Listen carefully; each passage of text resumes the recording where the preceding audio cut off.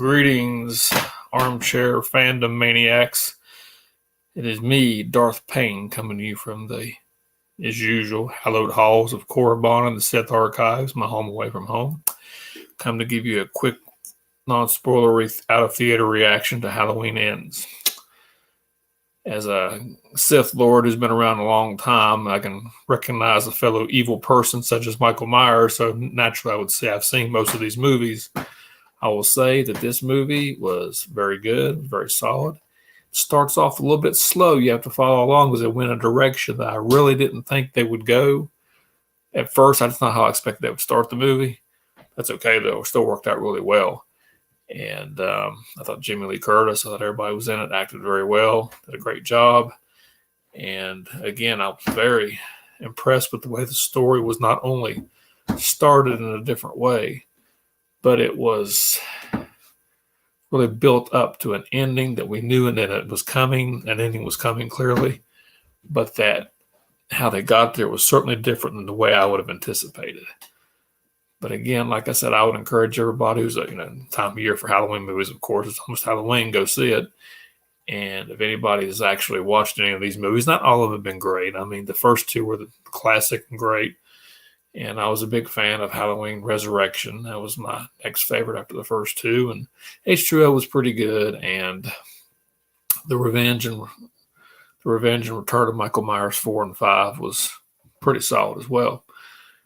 But now I never watched the Rob Zombie movies. I don't really count them as far as the Halloween timeline or as far as actual canon. But but some people do like them. But I will say this movie is a fitting end to the trilogy started back in 2018. And I would honestly say probably of the trilogy that they've recently done, the first one I think was the best one. The one last year, Halloween Kills, was probably the goriest one of them all. It was good. But I think this would be my second favorite as far as this current trilogy and the one where Jamie Lee Curtis wraps it up. So, again, I think you guys should go out there and check it out. We'll see what the real Last Jedi thinks about when he can manage to get away from watching Yoda give infomercials and actually get out to the theater and watch it.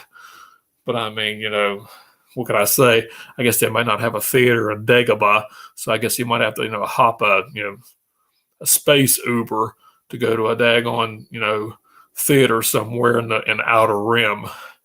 Anyway, I would like to say that I would encourage everybody to go watch it. And as far as the channel goes, the drill, go to the merch store, get something, send us questions, send us comments, put them in the chat. Like the video, share it, and check us out on Facebook. You can find the real Last Jedi as the real loser Jedi at Actually, it's the Real Last Jedi on Twitter. You can find him there. Find him on Facebook.